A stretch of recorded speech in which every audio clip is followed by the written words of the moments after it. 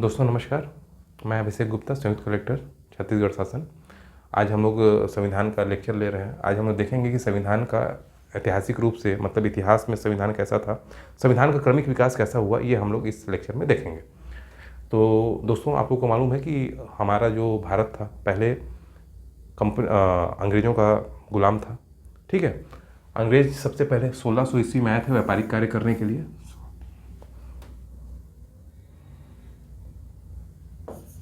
1600 में आए थे व्यापारिक कार्य करने के लिए। कालांतर में इनकी महत्वाकांक्षा बढ़ी और इनकी राजनीतिक महत्वाकांक्षा जागी और इन्होंने क्या किया, जब प्लासी का युद्ध किया 1757 में और बक्सर का युद्ध, ठीक है, तो इसके बाद इनका यहाँ पर राजनीतिक स्थिति काफ़ी मजबूत हो गई और उन्होंने बंगाल, बिहार व उड़ीसा, ये 3 स्टेट का क्या इनको मिल गया, राजस्व व दीवानी का अधिकार इनको प्राप्त हो गया। राजस्व व दीवानी का अधिकार से तात्पर्य क्या है कि जो भी राजस्व से क्या तात्पर्य है, राजस्व से तात्पर्य है कि जो भी कर व्यवस्था होगी, कर वसूलने का काम होगा, वो अंग्रेज करेंगे। और दीवानी न्याय से तात्पर्य है, दीवानी न्याय से क्या तात्पर्य है कि जो क्रिमिनल केसेस को छोड़कर, क्रिमिनल केसेस को हम बोलते हैं फौजदारी केस, तो क्रिमिनल केसेस को छोड़कर जितने भी केसेस हैं, जैसे भूमि संबंधी जो भी प्रकरण होंगे, भूमि संबंधी, कर संबंधी, वो सब कौन देखेगा, वो सब अंग्रेज देखते थे। ठीक है। और बाकी काम कौन देखता था, बाकी काम देखता था एक कठपुतली की तरह, इन्होंने एक बंगाल का नवाब बनाया हुआ था बक्सर के युद्ध के बाद, वो काम को देखता था। मतलब कुल मिला के जो पावरफुल काम थे, जिसमें वित्तीय व्यवस्थाएं, जिसमें स्पष्ट रूप से जिनसे अंग्रेजों को लाभ होता था, वो काम सीधे अंग्रेज अपने हाथों पे लेकर के कर रहे थे और बाकी काम को इन्होंने हस्तांतरित कर दिया था नवाब को। ठीक है दोस्तों, 1773 से 1858 तक कंपनी का शासन रहा और 1857 में जब 1857 की क्रांति हुई, उसके बाद क्राउन ने प्रत्यक्ष रूप से शासन करना शुरू किया। क्राउन से तात्पर्य है महारानी, इंग्लैंड की महारानी, और इंग्लैंड की महारानी से तात्पर्य है कि इंग्लैंड की गवर्नमेंट ने 1858 के बाद प्रत्यक्ष रूप से हमारे यहाँ शासन करना शुरू किया। 1946 में दोस्तों हमारी संविधान सभा का गठन हुआ था। ठीक है। और 26 जनवरी 1950 को संविधान हमारा अस्तित्व में आया था। तो आप समझिए 1773 से लेकर के जब कंपनी का शासन स्थापित हुआ, तब से लेकर के 1950 की घटना को हम लोग इस ऐतिहासिक घटनाक्रम में, इस क्लास के लेक्चर में हम लोग देखेंगे। ठीक है दोस्तों।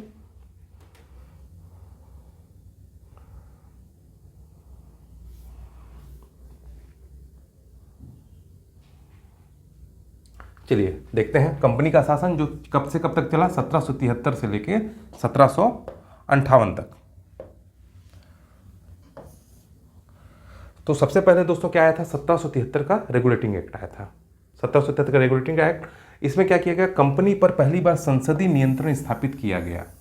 ठीक है। संसदीय नियंत्रण पहली बार 1773 में स्थापित हुआ। इससे पहले क्या था दोस्तों कि जब 1600 ईस्वी में अंग्रेज आए थे, तो ये लोग क्या व्यापार करने आए थे। उस समय इंग्लैंड की महारानी ने क्या किया, इनको बस एक ऑर्डर दे दिया कि आप लोग जा करके व्यापार करो। और व्यापार में आप क्या कर रहे हो, ये सब चीज़ों से इंग्लैंड की महारानी को या इंग्लैंड की गवर्नमेंट को कोई मतलब नहीं था।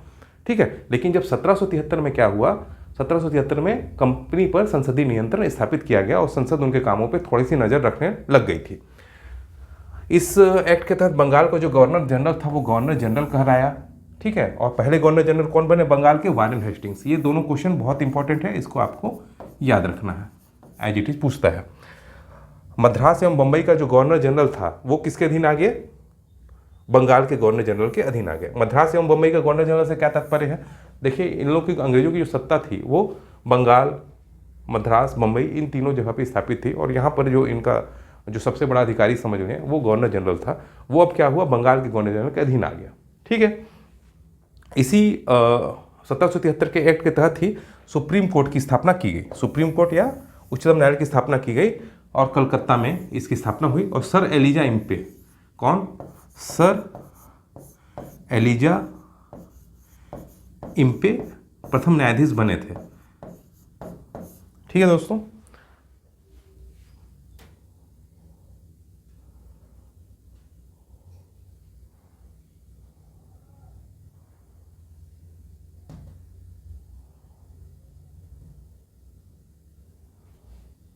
और 1773 के ही एक्ट में बोर्ड ऑफ डायरेक्टर्स की भी स्थापना हुई। ठीक है दोस्तों, ये सब चीज़ को आप लोग as it is fact to fact आप लोग को याद रखना है। ठीक है, अब अपन चलते हैं इससे आगे 1784 का पिट्स है। 1773 का एक्ट हो गया, अब 1784 में 1784 में कौन सा एक्ट आया? Pitt's India act. तो याद रखिएगा, पिट्स इंडिया एक्ट अगर पूछता है पिट्स इंडिया एक्ट कब आया तो 1784 में आया। इसमें क्या हुआ दोस्तों, जो व्यापारिक मामले थे किसके, अंग्रेजों ब्रिटिश ईस्ट इंडिया कंपनी के, वो कौन देखती थी? कोर्ट ऑफ डायरेक्टर्स देखती थी या बोर्ड ऑफ डायरेक्टर्स देखती थी। और जो राजनीतिक मामले हैं इसके लिए बोर्ड ऑफ कंट्रोल की स्थापना हुई। ठीक है, इस चीज़ को आप लोग याद रखिएगा, बोर्ड ऑफ कंट्रोल की स्थापना कब हुई? तो ये 1784 के पिट्स इंडिया एक्ट के थ्रू हुआ। ठीक है दोस्तों,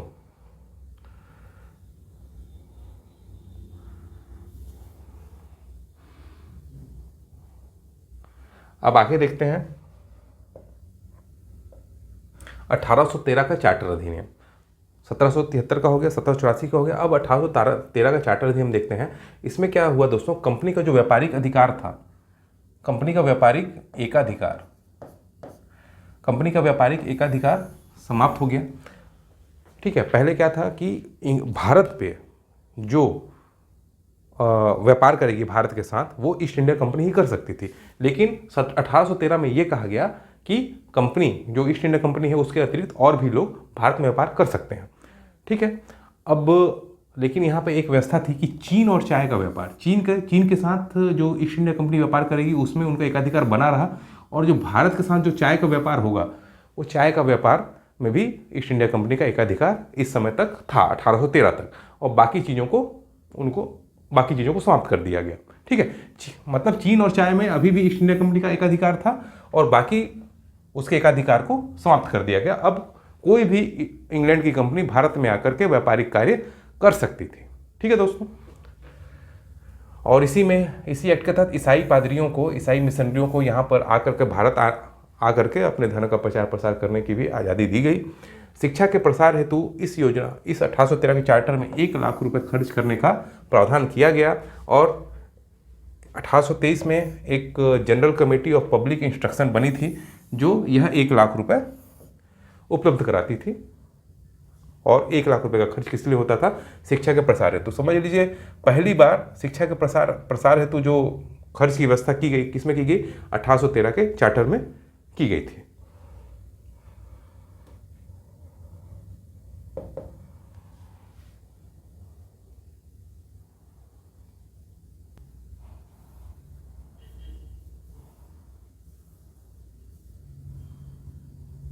फिर इसके बाद 1833 का अधिनियम आएगा। 1833 के अधिनियम में क्या होता है? कंपनी के व्यापारिक अधिकार पूर्णतः समाप्त हो जाते हैं। क्या होता है? कंपनी का व्यापारिक अधिकार पूर्णतः समाप्त होता है। इससे पहले क्या था? इससे पहले जो हमने 1813 का एक्ट पढ़ा था उसमें क्या था कि कंपनी का व्यापारिक अधिकार तो समाप्त हुआ था, लेकिन उसको चीन और चाय के व्यापार के साथ, चीन देश के साथ व्यापार और चाय के साथ व्यापार में उनका व्यापारिक अधिकार समाप्त नहीं हुआ था। तो अगर ये कहा जाए कि कंपनी का व्यापारिक अधिकार पूर्णतः कब समाप्त हुआ, व्यापारिक एकाधिकार पूर्णतः कब समाप्त हुआ, तो 1833 के अधिनियम में समाप्त हुआ। इन दोनों चीज़ को याद रखिएगा दोस्तों। ठीक है, पूर्ण रूप से व्यापारिक अधिकार कब समाप्त हुआ, तो 1833 के अधिनियम में समाप्त हुआ। ठीक है, अब इसी में 1833 के चार्टर के अधिनियम में क्या हुआ कि जो बंगाल का गवर्नर जनरल था वो भारत का गवर्नर जनरल कहलाने लग गया। बंगाल का गवर्नर जनरल कौन था बताइए? बहुत ज़्यादा इंपॉर्टेंट है।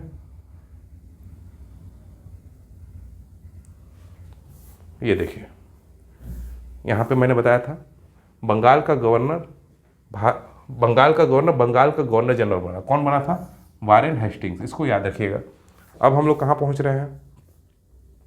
अब हम लोग पहुँच रहे हैं 1833 में। अब इसमें आ रहा है कि बंगाल का गवर्नर जनरल भारत का गवर्नर जनरल बना।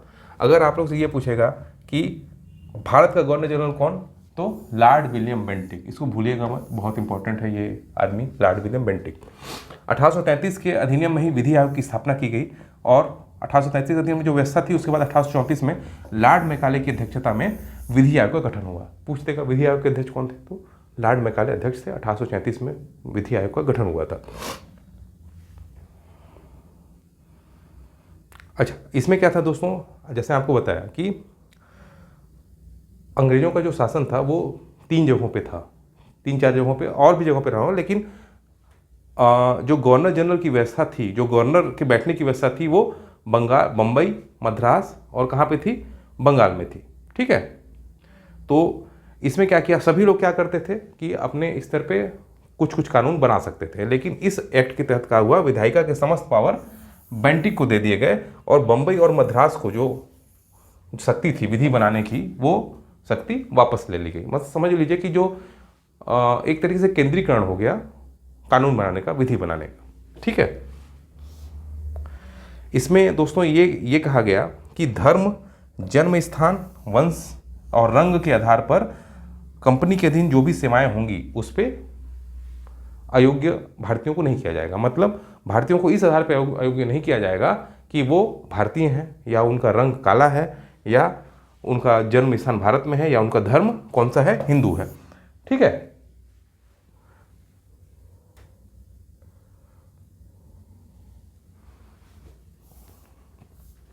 अभी दोस्तों ये तो 1833 की व्यवस्था हो गई कि धर्म, जन्म स्थान, वंश, रंग के आधार पर कंपनी के अधीन जो सेवा होगी, सरकारी नौकरी होगी, उसमें भारतीयों का योग्य नहीं किया जाएगा। और 1853 में, 1833 की व्यवस्था है, 1853 में क्या व्यवस्था की गई कि प्रतियोगी परीक्षा के आधार पर, किस आधार पर, प्रतियोगी परीक्षा के आधार पर क्या होगा, सरकारी नौकरियां दी जाएंगी। ठीक है, इसको भी याद रखिएगा 1853 को, अभी आगे भी आएगा 1853, उसमें भी देख लेंगे। 1833 का जो और भी उसमें व्यवस्था थी वो क्या थी, विधि सदस्य तो बता चुका, और दास प्रथा को इसमें विधि विरुद्ध घोषित किया गया। 1843 में दास प्रथा खत्म भी हो गई। अच्छा, ये फिर से लिख दिया, कंपनी के धन अधीन पद धारण करने, धर्म, जन्म स्थान, रंग के आधार पर भेदभाव नहीं होगा, ये फिर से मैंने लिख दिया है। अभी 1833 का चार्टर हो गया दोस्तों। अब हम लोग देखते हैं 1853 का चार्टर अधिनियम। 1853 के चार्टर अधिनियम में जो सबसे इंपॉर्टेंट है वो ये है कि सेवाओं में नामजदगी का सिद्धांत समाप्त हुआ और प्रतियोगी परीक्षाओं के आधार पर नियुक्ति प्रारंभ हुई। ये नामजदगी का सिद्धांत क्या है? पहले क्या होता था दोस्तों कि जो बड़े बड़े पद थे, जो आज के डेट में अगर बोला जाए ICS या सिविल से सेवा का सबसे बड़ा पद, वो सब क्या थे, उसके लिए प्रतियोगी परीक्षाएं नहीं होती थी, बल्कि जो बड़े बड़े अधिकारी होते थे वो अपने पुत्र को नौकरी में रख लेते थे, है ना। फ्रांस में क्या बोला जाता था, फ्रांस में बोला जाता था पदों की बिक्री। मतलब पद जो है कि IAS का पद है, ICS का पद है, ये कौन बोली लगाता है, जो सबसे ज़्यादा बोली लगाता था उसको क्या मिल जाता था, वो पोस्ट दे देते थे, कोई परीक्षा नहीं। समझ रहे हो? तो अब क्या हो गया, अब ये व्यवस्था हो गई कि कोई भी पद है कंपनी के अधीन, वो प्रतियोगी परीक्षा के थ्रू होगा, उसको बेचा नहीं जाएगा। उसमें कोई भी व्यक्ति अपने पुत्र को सोर्स के आधार पर नहीं रख सकेगा, बल्कि अब किसके थ्रू होगा, ये प्रतियोगी परीक्षाओं के थ्रू होगा। ये सन को याद रखिए, 1853 का चार्टर अधिनियम। ठीक है, अब 1853 का चार्टर अधिनियम यहाँ पे हो गया। फिर इसके बीच क्या हुआ दोस्तों, 1857 की क्रांति हुआ। 1857 की क्रांति बहुत ऐसी क्रांति थी जिसमें अंग्रेजों को लगा कि अगर ऐसा क्रांति फिर से हुआ तो हम लोग यहाँ पर स्टे नहीं कर पाएंगे, हम लोग का जो सत्ता है वो खत्म हो जाएगा। तो इन्होंने कुछ क्रमिक सुधार करने शुरू किए 1857 की क्रांति के बाद। और जो क्राउन था, क्राउन मतलब इंग्लैंड की जो महारानी थी जिसके नाम से इंग्लैंड का शासन चलता था, उसने प्रत्यक्ष रूप से भारत पे शासन शुरू किया और 1858 से लेकर 1947 तक क्राउन का शासन भारत पे रहा। ठीक है, इसमें क्या हुआ दोस्तों, अब हम देखते हैं 1858 के अधिनियम में क्या क्या बातें हुई। सबसे पहले तो ये बात हुआ कि भारत का जो गवर्नर जनरल था, ठीक है, भारत का गवर्नर जनरल कौन था बताइए, वारेन हेस्टिंग्स था। बंगाल का गवर्नर जनरल को हमने भारत का गवर्नर जनरल बोला और वो कौन था, वारेन हेस्टिंग्स था। और उसको हमने क्या क्या कहने लग गए, वायसराय हम लोग बोलने लगे। किसको, भारत के, सॉरी, हम लोग क्या बोलने लग गए, वायसराय। तो अब हमारा ये क्वेश्चन अगर आपसे पूछता है कि अंतिम गवर्नर जनरल भारत का कौन और प्रथम वायसराय कौन, तो आपको दोनों का आंसर क्या देना है, लॉर्ड कैनिंग। ठीक है दोस्तों, इस नाम को भी आप लोग को याद रखना है।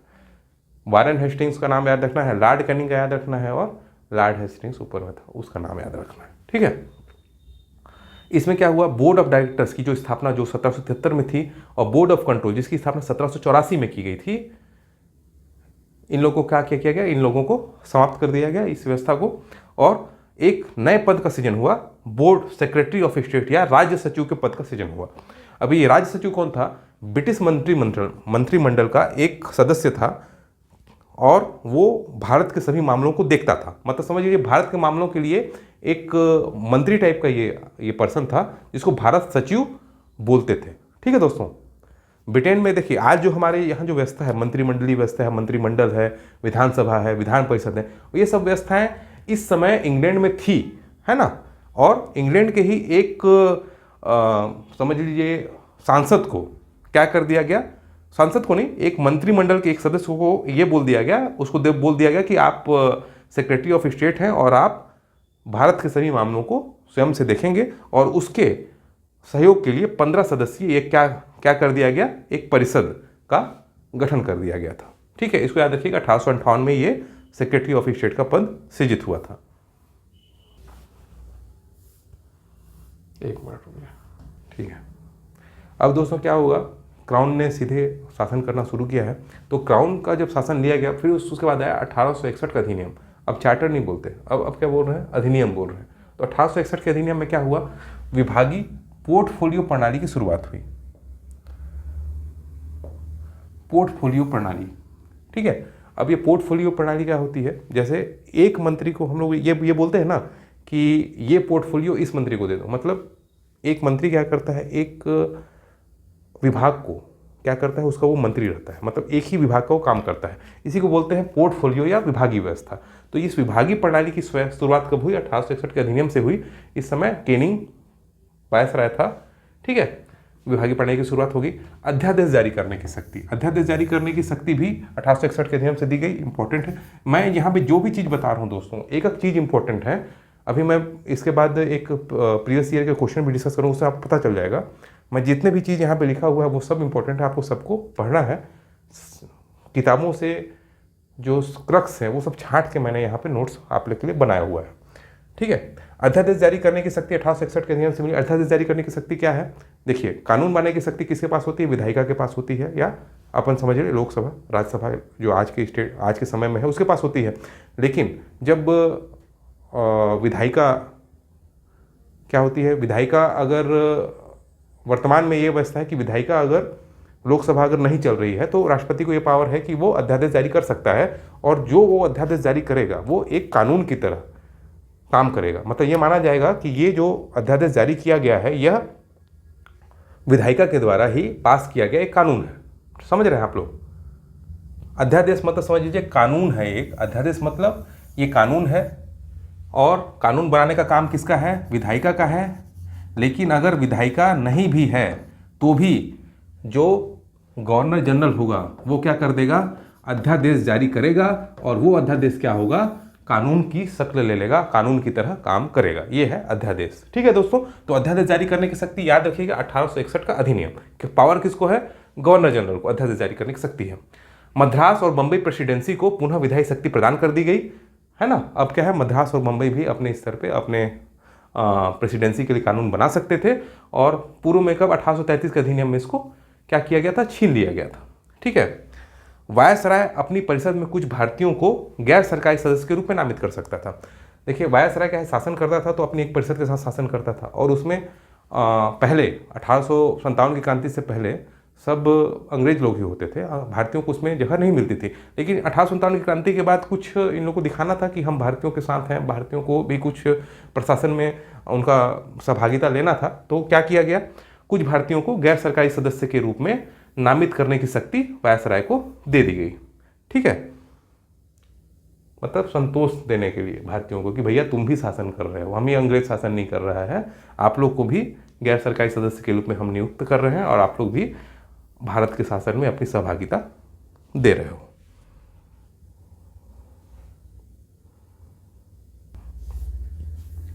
इसके बाद जो इंपॉर्टेंट अधिनियम है दोस्तों वो है 1892 का। 1892 का अधिनियम है। 1892 के अधिनियम में क्या हुआ दोस्तों, अप्रत्यक्ष चुनाव प्रणाली का प्रारंभ हुआ।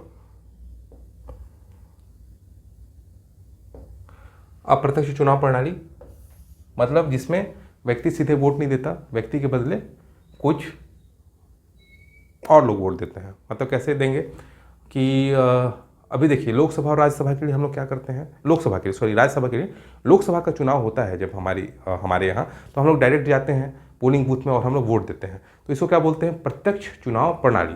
लेकिन अभी भी अपन देखें जो राज्यसभा के सदस्य होते हैं उनको जो अपन सेलेक्ट करते हैं वो हम लोग डायरेक्ट सेलेक्ट नहीं करते हैं। उसको हम लोग वो उसको कैसे सेलेक्ट होता है वो राज्यसभा के सदस्य, हम लोगों ने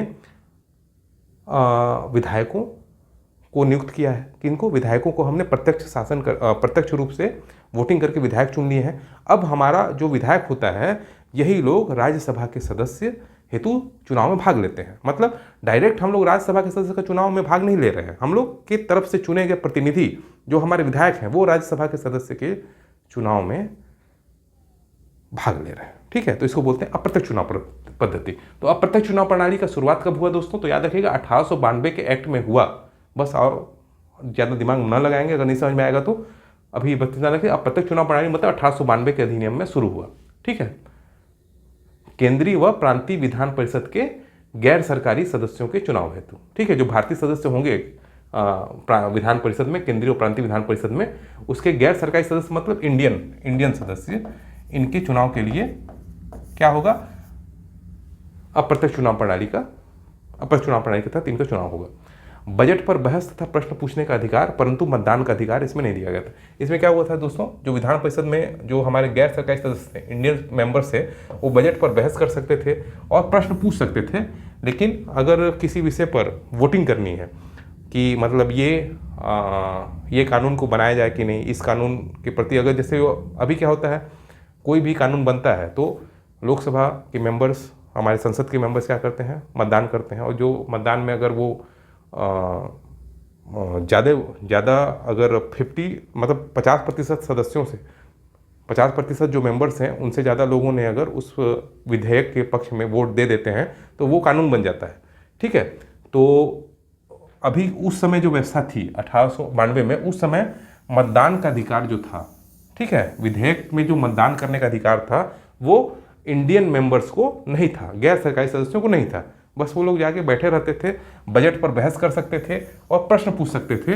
लेकिन कोई विधेयक आया तो उसमें वो लोग कि विधेयक मत बनाओ, ये विधेयक गलत है, इस हेतु वो लोग मतदान नहीं कर सकते थे। मतलब ये चाहें भी तो कि कोई विधेयक क्या हो जाए, निरस्त हो जाए, तो ये लोग निरस्त नहीं कर सकते थे, है ना।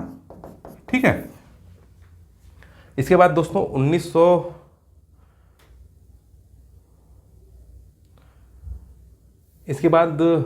1909 का भारत परिषद अधिनियम आएगा। इसको हम लोग मार्ले मिंटो सुधार भी बोलते हैं। क्या बोलते हैं? मार्ले मिंटो सुधार। इसमें मार्ले क्या है? एक हमारा यहाँ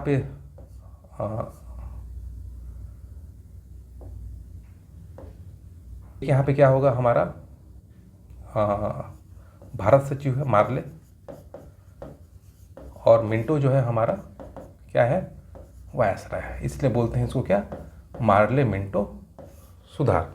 इसमें क्या किया गया दोस्तों? केंद्रीय विधान परिषद की सदस्य संख्या 16 से 60 कर दी गई। मतलब कितने लोग थे केंद्रीय विधान परिषद में? अभी तो कितने हैं?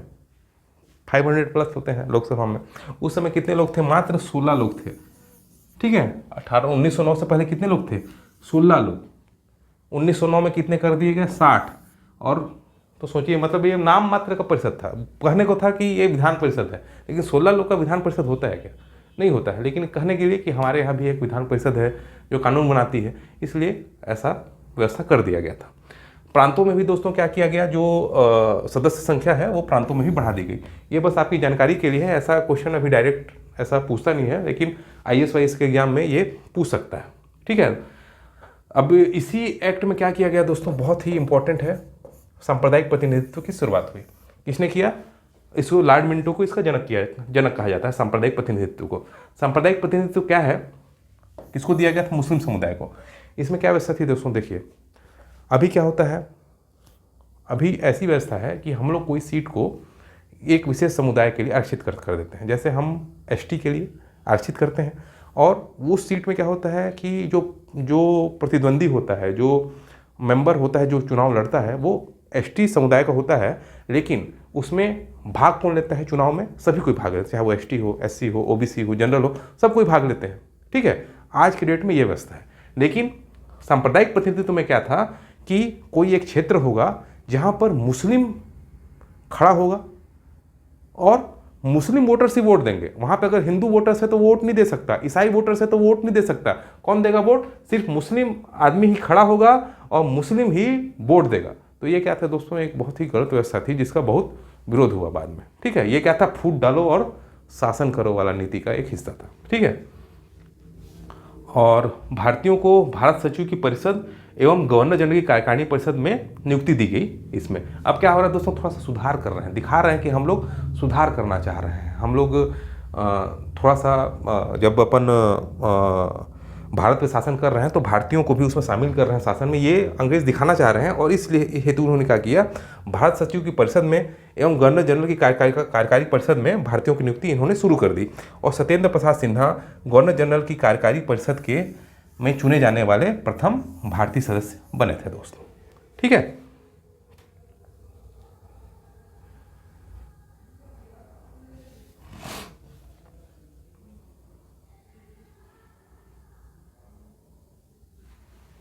अब देखिए दोस्तों क्या हुआ इसमें थोड़ा सा और सुधार हो। ठीक है दोस्तों, सत्येंद्र प्रसाद सिन्हा प्रथम कार्यकारी परिषद, गवर्नर जनरल की कार्यकारी परिषद में प्रथम सदस्य बन गए। अब इसमें और क्या हुआ दोस्तों, केंद्रीय व प्रांतीय विधान परिषदों को पहली बार सार्वजनिक हित के विषय पर प्रस्ताव रखने का, मतलब ये हमारा कौन रखेगा, हमारा जो इंडियन मेंबर है अब 1909 में क्या कर सकता है, सार्वजनिक हित के विषय पर प्रस्ताव रख सकता है कि भैया ये मेरा प्रस्ताव है, सार्वजनिक हित का विषय है, इस पे आप लोग चर्चा कीजिए, ऐसा टाइप का। पूरक प्रश्न पूछने का एवं मत देने का अधिकार मिला। पूरक प्रश्न पूछने का, इससे पहले जो व्यवस्था थी दोस्तों 1892 में पूरक प्रश्न नहीं पूछ सकते थे। 1892 में क्या व्यवस्था थी देखिए, 1892 में व्यवस्था थी बजट पर बहस कर सकते हैं तथा प्रश्न पूछ सकते हैं, लेकिन पूरक प्रश्न नहीं पूछ सकते। बस एक बार पूछे, उसके बाद उसने जो जवाब दिया उसके बाद वो उसमें काउंटर क्वेश्चन नहीं पूछ सकता था। लेकिन जो यहाँ पे व्यवस्था बनी 1909 में, 1909 में पूरक प्रश्न पूछने की भी व्यवस्था कर दी गई और मत देने का भी अधिकार मिला। ठीक है दोस्तों, मत देने का अधिकार मतलब उसमें 1892 में मत देने का अधिकार नहीं था। अब जब इनको मत देने का अधिकार मिल गया है तो अगर ये लोगों की संख्या पर्याप्त है तो ये लोग किसी विधेयक को निरस्त भी कर सकते थे। हालांकि कई तरीके की व्यवस्थाएं अंग्रेजों ने भी बना रखी है जो मैं इसमें बहुत डिस्कस नहीं किया हूँ, है ना। कई तरीके के एकाधिकार टाइप का दिया गया था कि अगर ये लोग निरस्त भी करेंगे तो भी गवर्नर जनरल क्या कर लेगा कि उसमें अपना वीटो का प्रयोग कर लेगा और उसको जो इन्होंने कोई विधेयक को निरस्त किया है उसको वो लोग मतलब उसको लागू करा देंगे। ठीक है, ऐसी कई व्यवस्थाएं हैं। हालांकि अभी इतने डिटेल में आप लोग पढ़ने की आवश्यकता नहीं है दोस्तों। अभी मैं जितना पढ़ा रहा हूँ संविधान के लिहाज से आप लोग इतना पढ़ लेंगे तो आप लोग को कोई भी क्वेश्चन नहीं छूटेगा। ठीक है, अब हम लोग दोस्तों आएंगे 1919 का भारत शासन अधिनियम में। ठीक है, अब देखते हैं 1919 का भारत शासन अधिनियम। 1919 के भारत शासन अधिनियम के समय इसको हम लोग मॉन्टेग्यू चेम्सफोर्ड भी। अब दोस्तों 1909 का भारत शासन अधिनियम हम देखते हैं, इसको हम लोग बोलते हैं मॉन्टेग्यू चेम्सफोर्ड सुधार भी बोलते हैं दोस्तों। मॉन्टेग्यू कौन था, भारत सचिव था, और चेम्सफोर्ड कौन था, चेम्सफोर्ड था वायसराय उस समय। ठीक है, ये क्वेश्चन दोस्तों मेरे को याद आ रहा है, ये मैं दिया था 2008 का CGPSC मेंस, मतलब जिसके आधार पे 2013 में लोग चयनित हुए थे। इसमें मैं दोस्तों गलती कर दिया था, मार्ले मिंटो मॉन्टेग्यू चेम्सफोर्ड में कंफ्यूज हो गया था। ये क्वेश्चन पूछा था, मतलब इंपॉर्टेंट क्वेश्चन है, आप लोग को याद रखना। मार्ले मिंटो सुधार मतलब 1909 का अधिनियम, मॉन्टेग्यू चेम्सफोर्ड सुधार मतलब 1919 का अधिनियम। ये मैं कन्फ्यूजन में गलती किया था, आप लोग से ऐसी गलती नहीं होनी चाहिए। ये दोस्तों क्या हुआ, 20 अगस्त 1917 को ब्रिटिश सरकार ने क्या घोषणा की कि हम भारत में उत्तरदायी सरकार की स्थापना करेंगे। उत्तरदायी सरकार मतलब भारत में अच्छी सरकार की स्थापना करेंगे, उसमें भारतीयों का योगदान रहेगा, इस टाइप का। क्यों किया ऐसा, क्योंकि देखिए क्यों ऐसा बोला अंग्रेजों ने, वो तो छोड़ना वोड़ना चाहते नहीं थे, कोई भी शासन कर रहा है किसी देश पे तो छोड़ना तो चाहेगा नहीं, बट स्थितियाँ ऐसी थी कि उनको ऐसा घोषणा करना पड़ा। क्यों करना पड़ा, पहला तो ये था कि प्रथम विश्व युद्ध जो था, जो कि 1914 में ख़त्म हुआ, 1914 थोड़ा सा ईयर में इधर उधर हो सकता है, उस समय ख़त्म हुआ। उसमें भारतीयों ने क्या किया था, अंग्रेज़ों का सहयोग किया, तो उनको बताना था कि नहीं हम लोग भारतीयों के साथ हैं। दूसरा, उस समय क्या हुआ था, स्वशासन की स्थापना हेतु बहुत सारे आंदोलन हमारे शुरू हो गए थे, और मुस्लिम लीग का और भारत का। ठीक है, ये कुछ ऐसे घटनाक्रम हुए थे दोस्तों जो ये दिखा रहे थे, अंग्रेजों को विवश कर रहे थे कि वो भारत में उत्तरदायी सरकार की स्थापना करें, इसलिए उन्होंने ऐसी घोषणा की थी। ठीक है। इस समय क्या हुआ दोस्तों, 1919 के अधिनियम में केंद्रीय व प्रांतीय सूची की स्थापना की गई। कौन सी सूची? केंद्रीय व प्रांतीय सूची। ये क्या सूची है दोस्तों, कि सरकार जो कार्य करती है उसमें से कौन से कार्य को केंद्र सरकार करेगा और कौन से सरकार को प्रांत सरकार करेगा, इसका एक सूची बनता है। तो ये केंद्रीय व प्रांतीय सूची सरकार के कार्यों की कब बनी? 1919 के अधिनियम में। थोड़ा सा कोड बना लीजिए, केंद्रीय प्रांतीय सूची मतलब 19 केंद्रीय 19 प्रांतीय, तो आपका हो जाएगा केंद्रीय व प्रांतीय सूची। ठीक है। अभी वर्तमान में जो व्यवस्था है ना दोस्तों, अभी वर्तमान में 3 प्रकार की सूचियां होती है सरकार के कार्यों की, केंद्रीय सूची, राज्य सूची और समवर्ती सूची। यहाँ पे अभी समवर्ती सूची का बात नहीं है, प्रांतीय सूची मतलब राज्य सूची टाइप का समझ लीजिए आप। ठीक है। समवर्ती सूची कब आया? 1935 में आएगा, और जो आज तक लागू है व्यवस्था। केंद्रीय सूची में क्या होता है, केंद्रीय सूची में जो कार्य होते हैं सरकार के, वो सिर्फ केंद्र सरकार काम करती है, जैसे कि रक्षा वाला कार्य, रेल वाला कार्य, ये सब जो बहुत ज़्यादा इंपॉर्टेंट काम होते हैं वो सब केंद्रीय सूची में होते हैं। इसमें एक संख्या होती है, संख्या अभी कंफर्म में याद नहीं आ रहा है, आप लोग को अभी पढ़ाऊंगा आगे तो उसमें देखेंगे। प्रांतीय सूची में क्या होती है, जो भी कार्य होते हैं उसमें राज्य सरकार कानून बनाती है, उसको देखती है। और समवर्ती सूची क्या होती है दोस्तों, ऐसे कार्यों की सूची है जिसमें केंद्र सरकार भी और राज्य सरकार भी दोनों क्या कर सकते हैं, कानून बना सकते हैं। ठीक है। आज की डेट में ये 3 सूचियाँ हैं, केंद्रीय सूची, प्रांतीय सूची और समवर्ती सूची। हमारे यहाँ प्रांतीय सूची मतलब राज्य सूची भी बोल सकते हैं, लेकिन 1919 में 2 ही सूचियाँ थी, केंद्रीय सूची और प्रांतीय सूची। आप लोग को याद रखना है। एक एक चीज़ जो यहाँ पे एक लाइन लिखा है दोस्तों, वो सब इंपॉर्टेंट है। आप लोग इतना को अगर याद कर लेंगे तो आप लोग को इससे बाहर क्वेश्चन पूछने की संभावना बहुत बहुत बहुत कम है। ठीक है। इसमें क्या हुआ दोस्तों, प्रांतों में द्वैध शासन लागू हुआ। द्वैध शासन, ठीक है। द्वैध मतलब क्या होता है, 2, ऐसा याद रखिए, 2। और 1919 भी क्या है, 1919 क्या है, 19 है और 19 मतलब आप लोग ऐसा बोल सकते हैं, कोड टाइप का बना सकते हैं कि द्वैध मतलब 2 और 19 में क्या है, 2-19 है, तो द्वैध शासन, एक कोड बन गया आपका। द्वैध शासन क्या होता है दोस्तों, कि इसमें प्रांतों का जो जितने भी वहाँ पे प्रांतों में जो कार्य के विषय थे, काम करने के विषय थे, उसको 2 भागों में बांट दिया गया, हस्तांतरित विषय और आरक्षित विषय। आरक्षित विषय क्या होते थे, आरक्षित विषय क्या होते थे, जिसमें विधान परिषद कुछ नहीं कर सकती थी, है ना।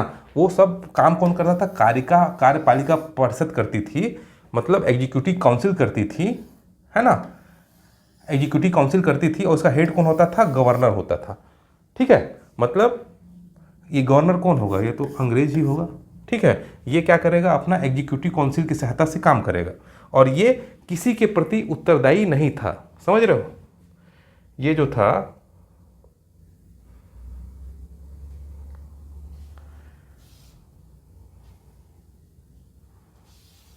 ये गवर्नर क्या है, ये कुछ भी इसको उत्तरदायित्व तो नहीं था, ये नहीं कि, है ना, ये उत्तरदायित्व तो नहीं था। जो बहुत महत्वपूर्ण विषय थे, जैसे कि वित्त संबंधी विषय, योजना संबंधित विषय, खनन करने संबंधी विषय, सेना संबंधी विषय, ये किस में आते थे, गवर्नर जनरल इस पे अपना एक अधिकार रखता था, और इसमें जो हमारी विधायिका थी वो कुछ नहीं कर सकती थी। अब विधायिका क्या कर सकती थी दोस्तों, विधायिका क्या करती थी, मंत्रियों की सलाह से, यहाँ पे गवर्नर सब काम करेगा, किसके सलाह से, अपने कार्यपालिका परिषद की सलाह से। अब यहाँ पे क्या करेगा, गवर्नर ही करेगा, मंत्रियों की सलाह से। मंत्री कौन रहेंगे, हमारे भारतीय लोग को ही भारतीय लोग को ही मंत्री बना दिए रहेगा। अब ये क्या होगा, पहला तो ये विधान परिषद के प्रति उत्तरदायी होंगे, मतलब विधान परिषद चाहेगी तो इन पे बहुत कड़ा नियंत्रण लग सकती है, उनसे कई प्रश्न पूछ सकती है, उन पे इस टाइप से उनका नियंत्रण रहेगा। यहाँ पर क्या है, आरक्षित विषय में कोई नियंत्रण नहीं है, कोई पूछने वाला नहीं है गवर्नर से कि इन विषयों पे आपने किस आधार पे कानून बना दिया, आपने ये क्यों नहीं किया, आपने वो नहीं किया, कुछ नहीं पूछने वाली है। ये मतलब एक तरीके से अपने मन से करेंगे ये लोग, गवर्नर और उसका एग्जीक्यूटिव काउंसिल, ये पूरे अंग्रेज लोग हैं इसमें। ये जो है हस्तांतरित विषय, ये मंत्रियों की सलाह से गवर्नर काम करेगा। मंत्री कौन है इसमें, भारतीय लोग इसमें मंत्री हैं। ठीक है। और ये क्या देखेगा, पानी व्यवस्था, बिजली व्यवस्था, सफाई व्यवस्था, शिक्षा व्यवस्था, मतलब जो ज़्यादा महत्वपूर्ण काम नहीं है, जो सिर दर्द वाला काम है। ठीक है। पानी पहुंचाना, सफाई करना, शिक्षा करना, क्या है, सिरदर्द वाला काम है ना। और ये क्या है, ये सब मलाई वाला काम है, वित्त, पैसा, योजना निर्माण, खनन, ये सब क्या है, ज़्यादा इंपॉर्टेंट विषय हैं, तो ये आरक्षित में शामिल हो गए। और ये जो विषय हैं जो कम महत्वपूर्ण है, वो गवर्नर जनरल हस्तांतरित विषय में शामिल किए गए, और इसमें गवर्नर जनरल मंत्रियों की सलाह से, मतलब जो भारतीय होते थे उनकी सलाह से काम करता था। इसमें उसकी अलग से एक अंग्रेजों का एक एग्जीक्यूटिव काउंसिल था, उसमें वो लोग काम करते थे। मतलब चलिए दोस्तों, अब इसमें क्या हुआ, द्विसदनी व्यवस्था की व्यवस्था हुई। फिर इसमें एक कोड बना लीजिए, द्विसदनी 2 वाली बात हुई है ना, कौन सी बात हुई, 2 वाली बात हुई, फिर 2 आ गया तो 1919, मतलब द्विसदनी व्यवस्था पूछेगा तो कब आया, 1919 में आया। द्विसदनी व्यवस्था क्या है दोस्तों, अभी भी हमारे यहाँ द्विसदनी व्यवस्था ही है। अभी क्या है, लोकसभा और राज्यसभा है ना, क्या है, लोकसभा है और क्या है, राज्यसभा। तो ये अभी द्विसदनी व्यवस्था जो आज भी लागू है, ये कब से शुरू हुई हो गई है, 1919 के समय भी ऐसी व्यवस्था थी। प्रत्यक्ष निर्वाचन प्रणाली, मतलब अब जो विधायिका के सदस्य होंगे उसको सीधे कौन वोट देगा, सीधे से हम जो है, जो जनता है वो वोट देगी। तो इसको याद रखिएगा, प्रत्यक्ष निर्वाचन प्रणाली 1919। अप्रत्यक्ष पूछेगा दोस्तों, उसको भी याद रखिएगा, वो 1892 में था, एकदम याद रखना है, 1892 अप्रत्यक्ष, 1919 प्रत्यक्ष, ठीक है। कार्यकाल,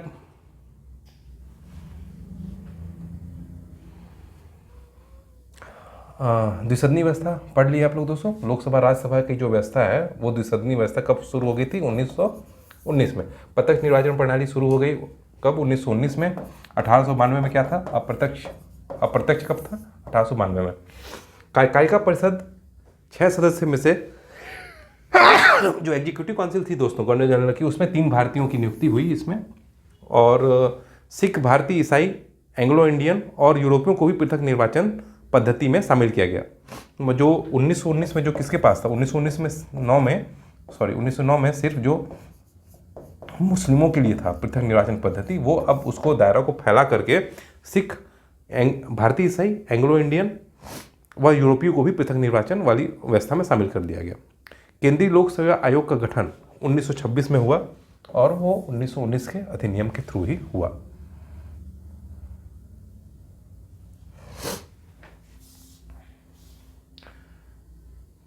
और यहाँ पे थोड़ा सा दोस्तों कंफ्यूज नहीं होइएगा, संघीय केंद्रीय लोक सेवा आयोग पूछेगा गठन तो 1926 याद रखना है, संघीय लोक सेवा आयोग पूछेगा तो 1935, अभी आगे भी अपन आएगा तो पढ़ लेंगे। 1935 में वो संघीय लोक सेवा आयोग का गठन हुआ था, और प्रांतीय लोक सेवा आयोग और संयुक्त लोक सेवा आयोग का गठन भी अगर पूछता है तो 1935 में हुआ था। साइमन आयोग दोस्तों 1927 में गठित हुआ था, 1928 में भारत पहुंचा था, और किस लिए पहुंचा था, 1919 के अधिनियम जो थे उसमें एक व्यवस्था थी कि हर 10 वर्ष के बाद इसकी समीक्षा की जाएगी कि ये कैसा काम किया, क्या सुधार आया भारत में। लेकिन 10 वर्ष से पहले 1927 में ही एक आयोग गठित कर दिया गया जो 1919 के अधिनियम की समीक्षा करता और बताता सरकार को, किसको, ब्रिटिश सरकार को, कि 1919 के अधिनियम से क्या सुधार आया। बट 1929 में इनको आना था, बट आगे 1927 में पहुंचे कब, गठन हो गया 1927 में, पहुंचे कब, 1928 में। पूछता है दोस्तों कि साइमन कमीशन भारत कब पहुंचा पूछेगा तो 1928, और गठन कब हुआ तो 1927, आपको याद रखना है। साइमन आयोग ने क्या किया दोस्तों, साइमन आयोग ने जो अपनी अनुशंसा दी, उस अनुशंसाओं पर बात करने के लिए इंग्लैंड में गोलमेज सम्मेलन आयोजित हुआ था दोस्तों, ठीक है। साइमन आयोग की अनुशंसाओं पर, साइमन आयोग की जो सिफारिशें थी उस पर बात करने के लिए, चर्चा करने के लिए गोलमेज सम्मेलन आयोजित हुआ था।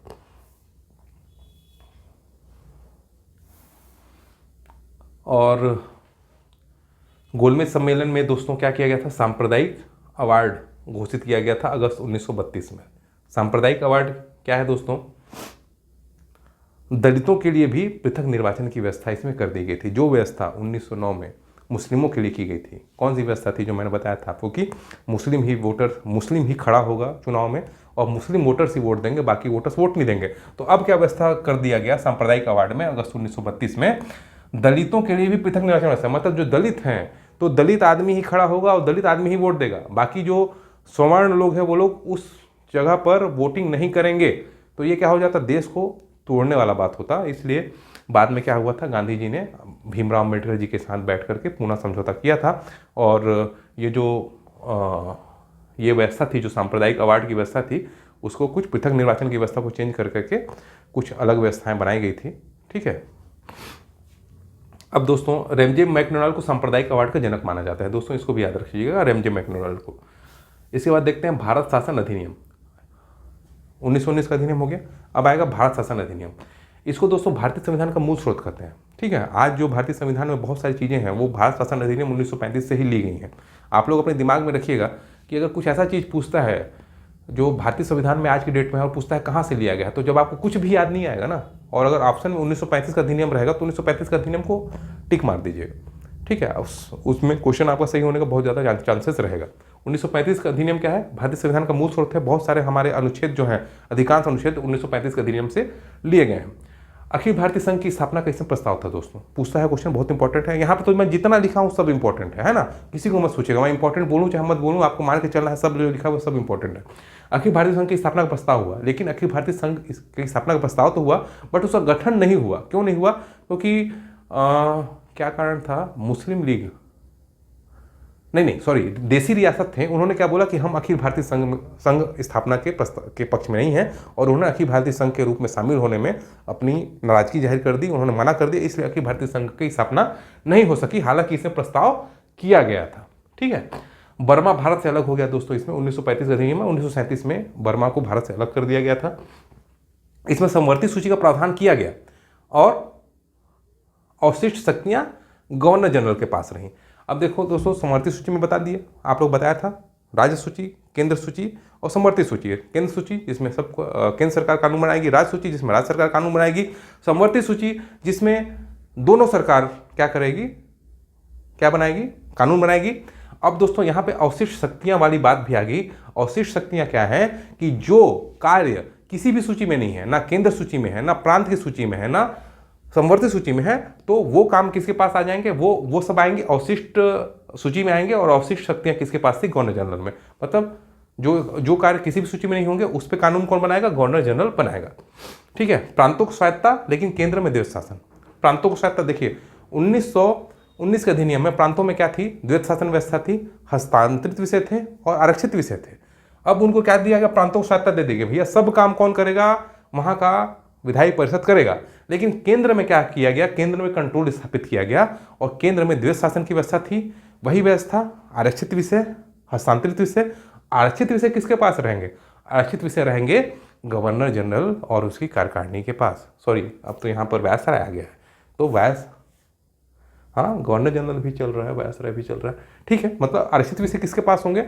मतलब अंग्रेजों के पास ही रहेंगे, और हस्तांतरित विषय पे क्या है, जो हमारे भारतीय लोग हैं वो लोग उसको देखेंगे। ऐसा ये भी बहुत इंपॉर्टेंट है।